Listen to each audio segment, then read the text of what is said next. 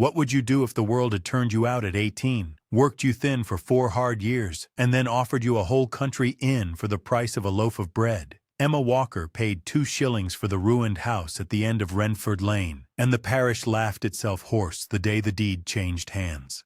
But what waited behind the locked door on the upper landing would silence every laughing mouth in the village before the season turned. Settle in by the fire. Stay close. Let us know where you're watching from tonight, because the story of the girl who bought a haunted inn for a coin is only just beginning, and the truth inside that room is worse and stranger than any rumor the villagers dared to tell. The coach set her down at the crossroads a mile short of Renford, and the driver did not tip his hat. Emma stepped into the wet November grass with her whole life bundled in a canvas sack. 2 mended dresses, a comb, a psalter, a tin of dried lavender her mother had pressed the summer before the fever came. She was 22 years old and thinner than she had been at 18. The road ran between hedgerows blackened by rain, and somewhere beyond the hawthorn a rook called once and did not call again. She walked because there was no one to meet her. 4 years in service in a merchant's house in Bristol had left her with a folded paper of wages, a character reference she suspected the housekeeper had written out of pity, and a cough that came back whenever the coal smoke thickened. The merchant's wife had turned her out in October for the crime of refusing the merchant's son. Emma had not argued. She had packed her sack, taken her wages, and asked the cook for a heel of bread. The cook had given her a whole loaf and looked away. Renford lay in a shallow valley of stone and slate, a huddle of cottages around a squat grey church, a mill wheel turning slow in the beck, a market cross worn smooth by weather.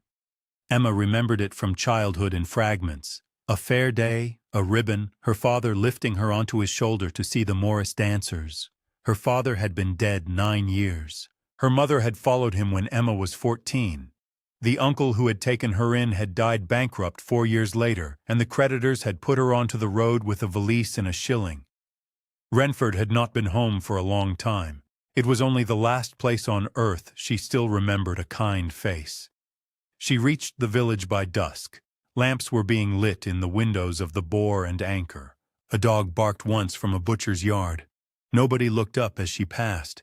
At the far end of the lane, where the cobbles gave out into mud, stood the house she had come for. 3 stories of soot-blackened stone, a sagging slate roof, a hanging sign so faded she could not read what beast had once been painted on it. The windows were boarded, the door was chained. A crow sat on the chimney pot and watched her approach without moving. Emma set down her sack in the mud and looked up at the ruin she had come 3 counties to see, and something in her chest that had been braced for years finally let go and sat down. The advertisement had run in the county paper for 6 weeks before anyone answered it. Property, the Bell Inn, Renford, long shuttered, sold as it stands, contents included, for the token sum of 2 shillings, purchaser to assume all outstanding parish rates. Emma had read it in a discarded broadsheet lining a fishmonger's crate, and she had cut it out with a paring knife and carried it in her bodice for a fortnight before she wrote to the solicitor. The solicitor's clerk, a spare man named Mr. Ackerley, met her at the door of a low office off the market square the next morning. He blinked at her worn dress and reddened hands as though a sparrow had flown in through his window. "You are the purchaser," he said. "I am," Emma replied. He laid the deed on the desk between them, and the ink was so black and the paper so heavy that for a moment she did not believe it was hers. She counted 2 shillings out of her wage packet. He counted them again. He gave her a great iron key on a length of tarred string and a smaller brass key wrapped in a scrap of oiled paper. "The great key is the front door," he said. "The brass key is for the upstairs room at the head of the landing. It has been kept locked since the last landlord died. I would advise you not to trouble yourself with it." Emma looked at him. "Why?" Mr. Ackerley's mouth worked once, as though he had swallowed something. "It is only advice," he said. "I have no authority in the matter. The house is yours entire." By noon, the word had gone round Renford that the Bell had been bought by a girl from nowhere for the price of a pint of ale, and by the time she walked back down the lane with the keys in her apron pocket, 3 men outside the Boar and Anchor were already laughing. One of them, a broad, red-faced man in a good coat, called out across the mud, "2 shillings for a ruin, miss. You've been robbed by the parish and don't know it yet."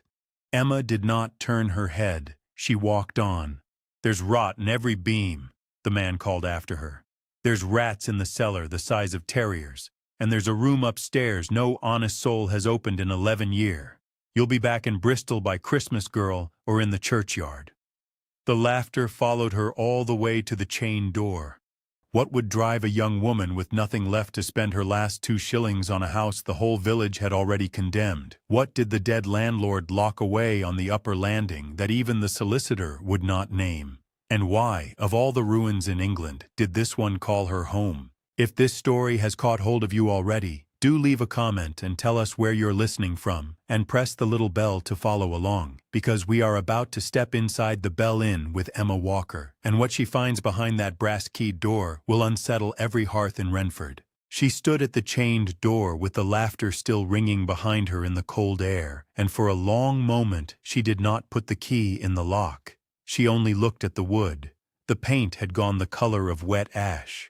A wren had built once in the eaves above the lintel and left the small cup of its nest behind, tipped and empty. The hanging sign creaked on its iron. Emma pressed her palm flat against the door as one might steady a horse and felt the cold come up through her mended glove. Behind her, the village went on being a village. A woman with a basket of turnips crossed herself as she passed the mouth of the lane. 2 boys stopped their game to stare, then bolted when Emma turned her face. Somewhere further off, a cooper was hammering. The sound carried the way sounds carry in valleys, thin and clear, and made the silence around the bell feel deeper. She did not open the door yet. She walked once around the outside of the house instead, keeping close to the stone, laying her hand on it every few paces. Nettles had grown waist-high along the yard wall. A cracked water butt lay on its side. The stable had lost half its roof to a storm no one had mended. At the back, where the kitchen garden had been, brambles had swallowed the paths, and a single blackened apple hung from a tree that had otherwise given up its fruit to the birds. It was there, at the low gate to the kitchen yard, that the old woman spoke to her. Emma had not seen her come. She was small and bent inside a gray shawl, and she carried a bundle of kindling roped at her hip. Her eyes were very clear, the pale blue of well water in winter.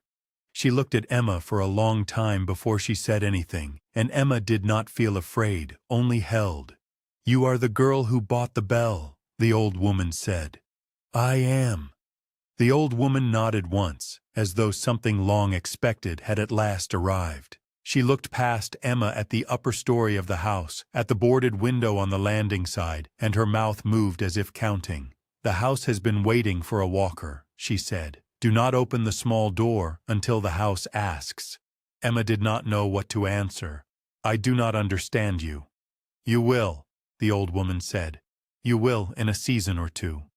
She lifted her bundle higher on her hip, gave Emma a look that was not unkind, and went on down the muddy track toward the beck without turning back. Emma watched the gray shawl until it was gone behind a hedge, and only then did she notice that her own hand had closed hard around the great iron key in her pocket. She stood a moment more in the wet grass. A walker. She had not spoken her surname to anyone in Renford but Mr. Ackerley, and Mr. Ackerley had written it on the deed but not called it out.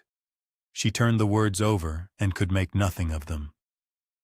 "The house has been waiting." She looked up at the boarded window on the landing, and the boarded window gave her nothing back.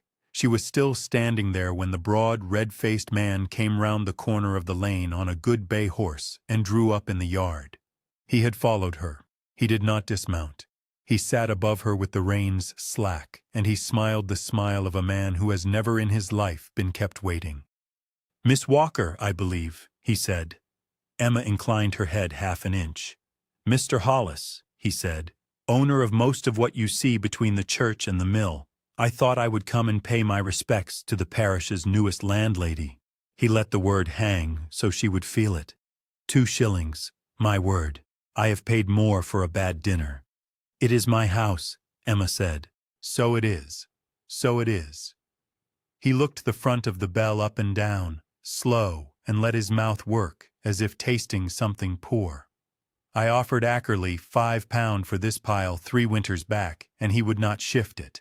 Now a girl walks in from the coach road and he lets it go for 2 shillings and a promise on the parish rates.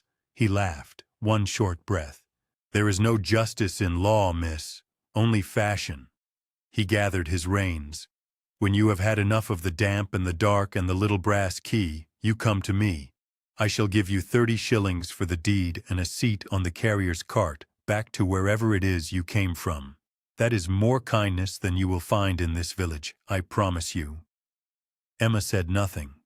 Mr. Hollis touched his hat with 2 fingers, not in courtesy, but in dismissal, and turned the bay out of the yard. The horses' hooves rang once on the cobbles at the lane's head and were gone. Emma stood in the wet grass with the great iron key hot in her palm from how tightly she had held it, and she understood that she had been given a warning and an offer and a mockery all in a single breath, and that none of them would move her. She went back to the front door. The chain was rusted through in one link. A good pull broke it. The great iron key ground in the lock, resisted, and turned. The door came open with the sound of something reluctant waking. A wash of cold air met her, dry and old, smelling of soot and mice and the sweet dust of long-closed rooms. Emma stepped over the threshold of the Bell Inn for the first time, and the door shut behind her of its own weight, and she was inside. The light came only from where the boards had slipped on the front windows, in thin white bars across the flagged floor. She stood in a passage that had once been the tap-room's approach. A long counter ran along one wall, its edge worn shiny by 50 years of forearms.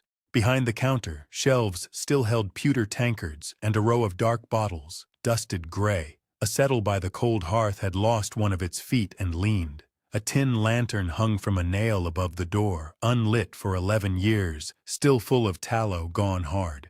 Emma set her canvas sack on the counter. She took off her bonnet. She stood in the middle of the room and did not move for a long time, only listened. The house spoke as old houses do. A joist somewhere sighed. A shutter on the yard side tapped once, twice, against its frame in the wind. Water moved in a gutter above her, tracing a slow line she could hear but not see. She thought she heard a mouse, and then did not. Above her head, above the beamed ceiling, above the stairs she had not yet climbed, was the landing and the small door and the brass key in her apron. She did not go up. Instead, she opened her sack. She laid out her 2 mended dresses on the settle to keep them off the floor. She set the salter and the comb on the counter beside the pewter tankards. She took the tin of dried lavender from the bottom of the sack and opened it, and the small green summer smell of it went out into the cold room. And for the first time since Bristol she felt something in her chest that was not quite grief. That night she slept in her shawl on the settle, with the great iron key under her hand and the front door barred with a chair. She did not build a fire. She was too tired to gather wood, and she did not yet trust the chimney. She lay listening to the bell around her. The wind rose after midnight and pushed at the shutters, and somewhere upstairs a board creaked as though a foot had shifted on it, and then was still. Emma did not open her eyes. She only closed her fingers on the iron key and waited for the sound to come again. It did not. But near dawn, when the blue light began to gray the bars on the floor, she heard, quite distinctly, above her head, the sound of something small being set down on wood. Emma lay still until the light had turned from gray to the pale yellow of a cold morning, and then she rose. The settle had marked her shoulder. Her breath stood white in the room. She did not go to the stairs. She went instead to the front window and eased back one of the loose boards until she could see the lane, and there was no one on it, only a thrush turning leaves near the wall. She stood a long moment with her hand on the board. Above her, nothing moved. Whatever had been set down on wood had not been set down again. She built her first fire in the tap-room hearth with a broken chair leg and a handful of straw from the stable, and she boiled water in a copper pan she found blackened on a shelf. The chimney drew after a wary minute of smoke. She drank the hot water plain, cupping it in both hands for the warmth, and she ate the last quarter of the cook's loaf. Then she took the great iron key from under her shawl and hung it on a nail by the door where she could see it, and she took the smaller brass key from her apron and looked at it for the length of one slow breath and put it back. She began that morning at the bottom. She swept the flagged floor with a bundle of birch twigs tied with twine, working from the far wall toward the door, and the dust rose in a gray column that hung in the light. She wiped the counter with a rag torn from the hem of her older dress. She counted the pewter tankards, 9. She counted the dark bottles on the shelf, 11. She did not know yet why she was counting. It was only that hands and eyes needed a task while the house learned her tread. It was as she was carrying the settle away from the hearth to sweep beneath it that she saw the first thing that did not fit. There was a beam above the taproom that ran the length of the room, blackened by smoke and by 50 years of tallow, and where it met the wall over the stairs it had been notched crookedly, as though a carpenter had cut for a joint that was never made. Into the notch, and only visible when she stood on the settle with a rag in her hand, someone had carved a wren. It was no bigger than her thumbnail. 2 lines for the tail, a dot for the eye. It had been done neatly, with a small blade, and then rubbed with soot so that it would not be seen unless a person was looking for it. Emma stood on the settle and stared at it. A wren in Renford, over a stair. She thought of the empty nest above the lintel outside. She thought of the old woman at the gate. She climbed down. She did not go up the stairs, not yet. She only stood at the foot of them with her hand on the newel and looked up into the dim landing and listened, and heard nothing but the wind against the yard shutter. She said aloud, softly, to no one, "In a season or 2. Her own voice startled her. By afternoon, the cat had come. Emma did not know from where. She had propped the front door open with a stone to air the room, and when she turned from the counter there was a lean gray cat sitting on the flagstones inside the threshold, with its tail folded neatly around its front paws, looking at her as though it had been waiting a long time, and was not surprised she had finally arrived. It was old. One ear was notched. Its eyes were the color of the river under cloud. Emma set down the rag. She knelt slowly. The cat allowed her to touch the top of its head with 2 fingers and then walked past her into the taproom, sniffed the tin of lavender on the counter, and went to the foot of the stairs and sat facing up. It did not go up. It only sat and looked and waited. Emma watched it a long while.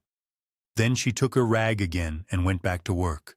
That evening she gathered wood from the fallen stable timbers, and she built her fire proper, and she ate a bowl of oats boiled with a little salt from a twist of paper the cook had put into her sack without her knowing. The cat ate a spoonful from the edge of the hearth.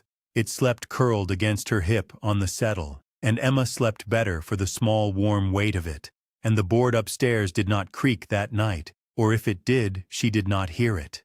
In the morning she began on the windows. She pried the boards from the front room one at a time, careful of the leaded glass beneath, and the light came into the taproom for the first time in 11 years, cold and clean and full of dust. Under the boards on the sill she found a dried sprig of rosemary tied with a bit of red thread. She held it in her palm a moment before she set it on the counter beside her psalter. Rosemary for remembrance. She had learned that in a churchyard at 14. She worked. Her hands cracked and healed and cracked again. She scrubbed the flagstones with sand and lye water from a crock she found in the pantry, and she scoured the copper pans until they shone dull pink, and she took a broken shutter down and mended it with a length of leather from an old harness in the stable. The cat followed her at a distance of 5 paces. When she stopped, it stopped. When she knelt to a task, it settled a little way off and watched, blinking slowly. The clues came as her hands learned the house. On the underside of the counter, where a knee might rest, she found initials scratched into the wood, not 1 set but 3 in different hands, and the last was WW, cut deep and recent.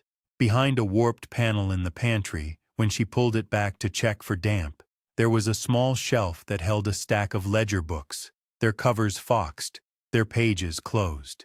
She did not open them yet. She set them on the counter with the salter and the rosemary and the tin of lavender, and she went back to her scrubbing because her mind was not ready and her hands still were. On the fourth day she washed the passage that led to the stairs, and as she wrung out the rag she saw, low on the wainscot near the newel, a mark that was not damp and not soot. It was a line of small notches, cut into the wood at different heights, each with a letter beside it. ARTJW. The lowest was hardly a foot from the floor. The highest was higher than her own shoulder. She sat back on her heels with the wet rag in her hand. She knew what a mother did in a kitchen doorway with a knife and a growing child.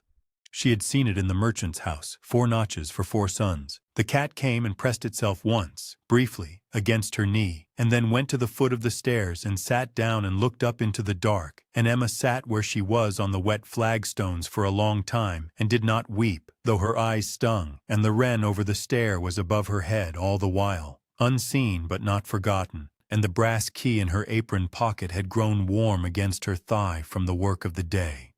She washed her face at the pantry basin and dried it on her apron and went back to the counter where the ledgers waited. The cat came with her and sat at the corner of the counter with its tail folded. Emma opened the topmost book. The spine cracked softly, the way an old door does when a hand at last returns to it. The pages were columns of a landlord's accounts, kept in a careful, sloping hand. Barrels of ale received, hams smoked, hay bought, rooms let, a christening dinner in the spring of a year long past. She turned pages slowly. Names of Renford men she did not know, sums in shillings and pence, the price of candles, the price of a coffin. Near the back, the same hand had written a list of children with dates beside them, and at the top of the list, in a firmer stroke, a name, Walker. Her grandfather's Christian name she did not know, for her father had not spoken of him, but the surname sat there in ink the color of dried blood, and under it the names A.R.T.J.W., with dates spanning 15 years, and beside the last, in smaller letters, the word ours. Emma set the ledger down and put her hand flat upon it and did not move for a long moment. The cat watched her. She opened the second book. This one was thinner and the hand was different, rounder, a woman's. It began with a wedding date and a house, the bell, and it was a book of a landlady's small keeping. Linen mended, apples put down, a hen lost to a fox, a lodger's cough, a child's fever broken by mourning. The names of the children appeared again. The last child, W, was written of most often. He had liked bread with honey. He had learned his letters by the taproom fire. He had carved, one wet November, a wren over the stair, because his mother had told him the house was named for the little bird in the eaves, and he wished to sign it. Emma read the sentence twice. She looked up at the beam above the stairs, though she could not see the wren from where she stood, and then she looked down again. The third ledger was thinner still. Its entries were fewer and further apart, and the hand had grown unsteady. A fever in the village. 2 children buried in 1 week. Then a single line.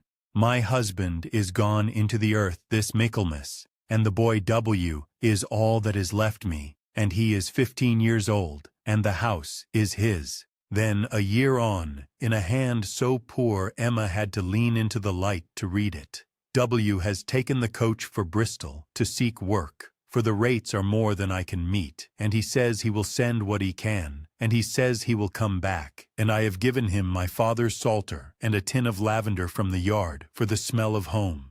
Emma did not move for a long time.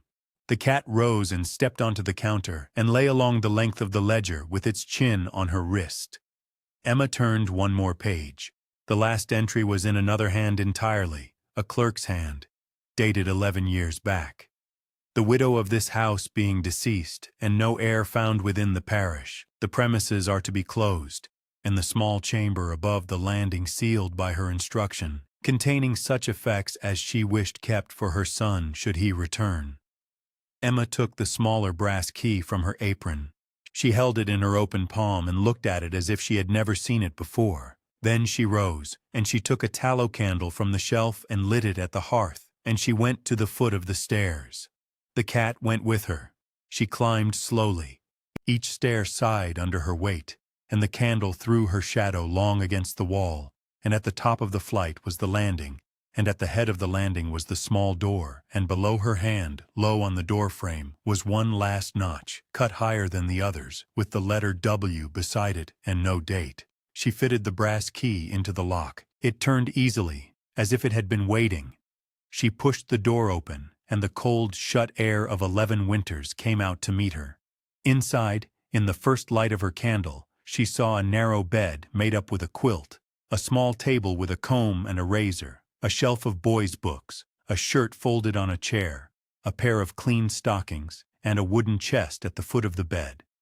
On the pillow, as though set down that morning, lay a bundle wrapped in linen. Emma stepped in. She set the candle on the table. She unwrapped the linen.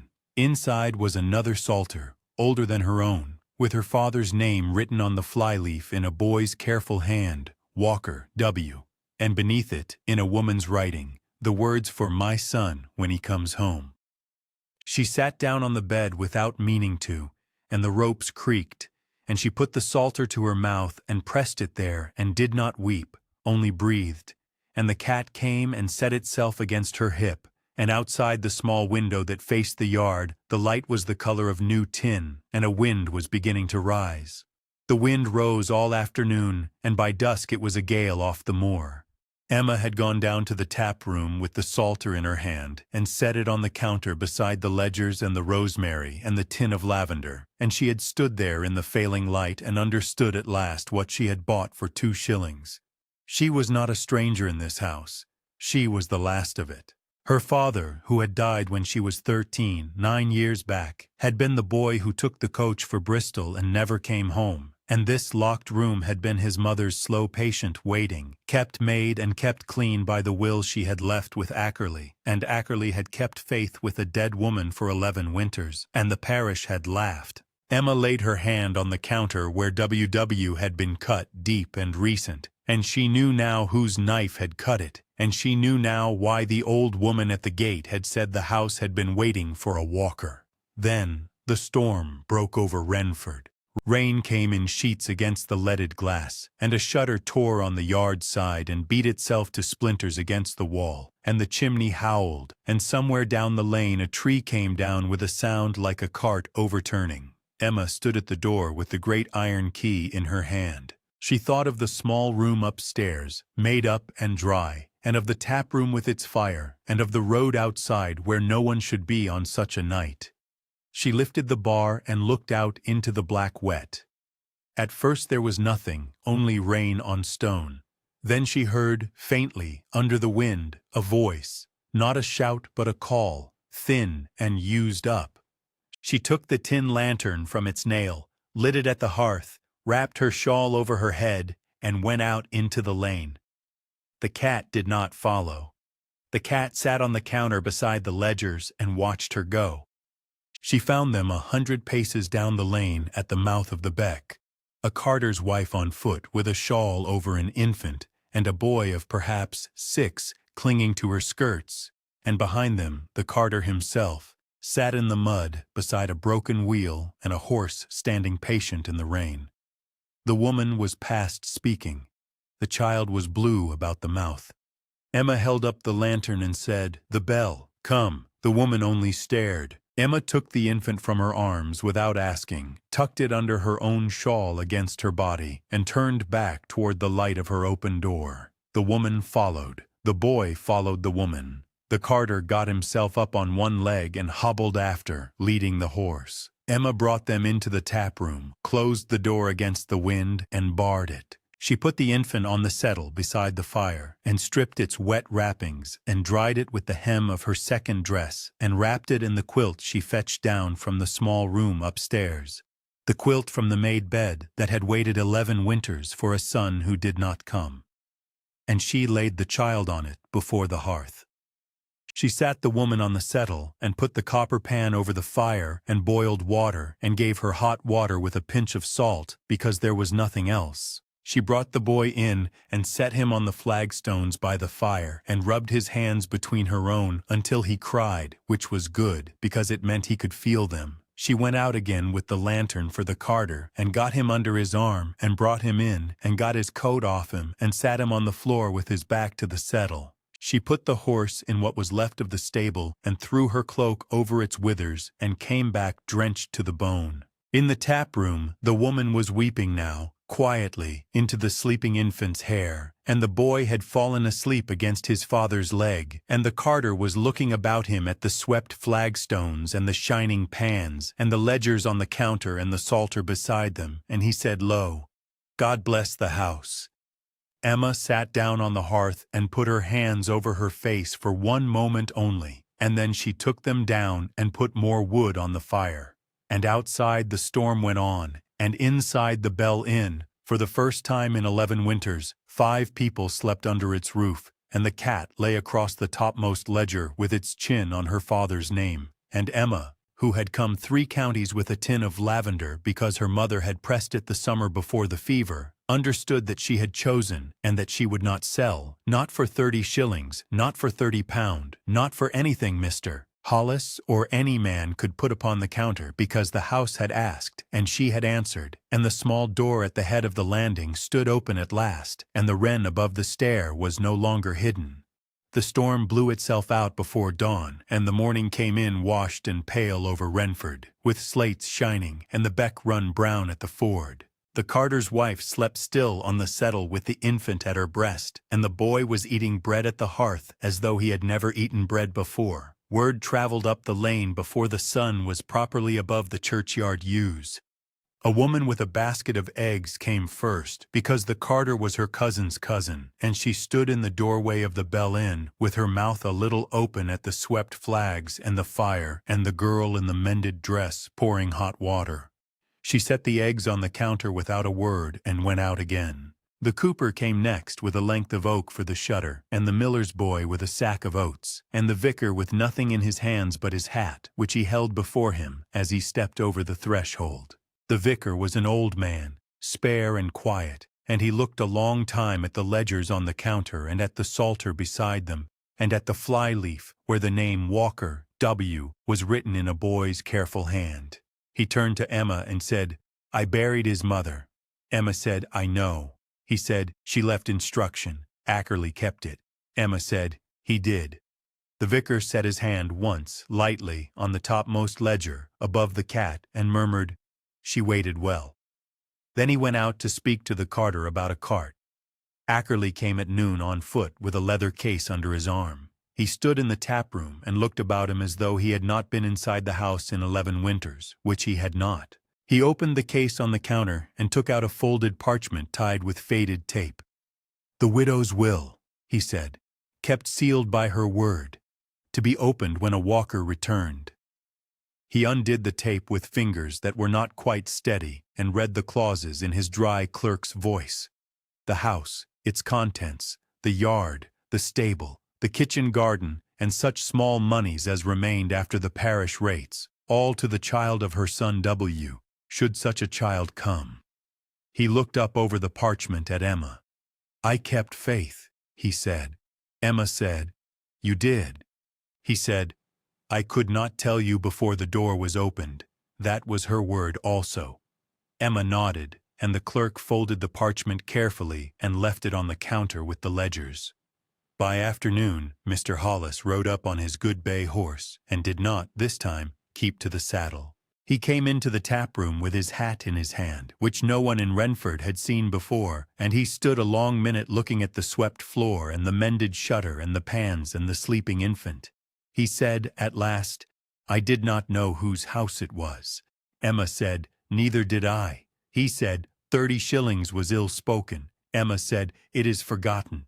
He put his hat back on at the door and went out to his horse and rode away slowly, and the villagers who had gathered in the lane parted for him without laughter, and closed again behind him without laughter, and looked instead at the open door of the Bell Inn, where a fire was burning that had not burned in 11 winters, and the sign above creaked on its iron as though it were trying at last to remember its own name. That evening, Emma went out with a rag and a little pot of linseed oil and cleaned the hanging sign until the painted bird beneath the soot came up faint but plain.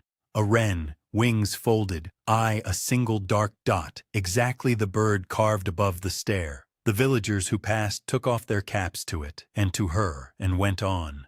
A week later the sign had been repainted by the cooper's son for the price of a supper, and the Bell Inn took in its first paying travelers since the widow's time. 2 drovers off the Bristol road, who ate mutton at the scrubbed counter and paid in copper and slept in clean beds upstairs. The carter's wife came back with her infant to help with the linen, and the boy of perhaps 6 ran errands to the mill for a farthing a day. The old woman in the grey shawl passed the yard gate once more and stopped and looked at Emma and said only, "The house asked," and went on toward the beck without turning her head. Emma stood that evening in the tap-room doorway at golden hour, with the light long and yellow across the flagstones and the wren on the sign turning gently on its iron. The cat sat at her boot. Behind her the fire burned steady, and the small door at the head of the landing stood open, and a lamp was lit in the room that had been made and kept for a son who did not come, and made and kept, in the end, for his daughter. Emma laid her reddened hand on the doorpost where the notches were cut, at A and R and T and J and W, and then, a little higher, where she had that morning cut one more with the paring knife she had carried from Bristol, and the letter E beside it. She said quietly to no one and to the house both, "I did not buy an inn. I came home."